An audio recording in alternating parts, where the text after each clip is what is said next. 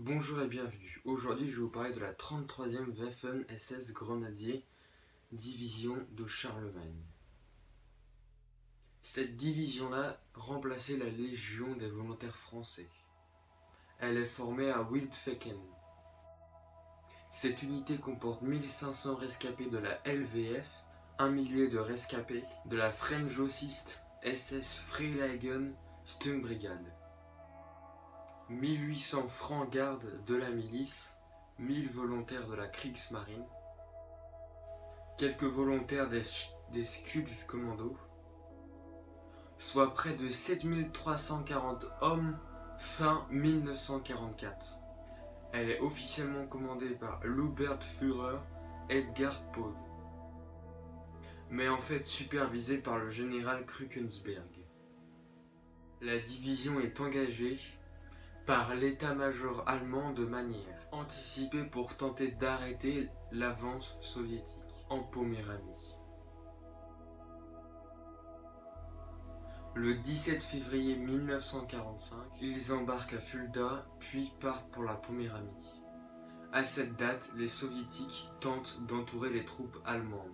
Le 24 février, avant d'avoir regroupé ses hommes, Paud lance ses troupes autour des bourgs d'Elsenau et Bayernald, au sud-est d'Amersten.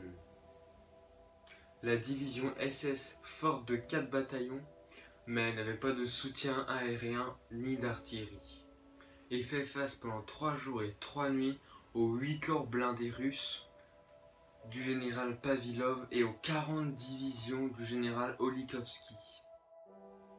Ils réussissent néanmoins à détruire 32 chars, dont un char Staline. Au cours des combats, la Waffen-SS a perdu 2000 hommes.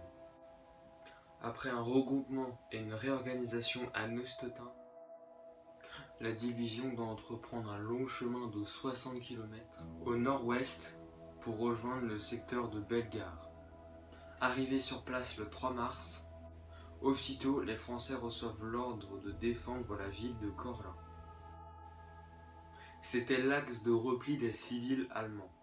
Engagés de manière dispersée, sans appui, ils établissent un périmètre de sécurité autour de la ville. Mais comme beaucoup d'autres divisions, ils sont entourés par les troupes soviétiques le 5 mars. Peu de Waffen-SS réussissent à s'échapper. Seul le bataillon du Hauptsturmführer Henri Fenech, accompagné de Kruckensberg, qui a réussi à percer, sortira quasiment au complet de cette campagne de Poméranie. Le dernier de cette division, connu sous le nom de bataillon Charlemagne, participe à la bataille de Berlin. Il ne reste alors que 320 à 330 hommes à peine, dans les combats de rue, qui se déroulent d'abord à Neukölln, puis dans le secteur central.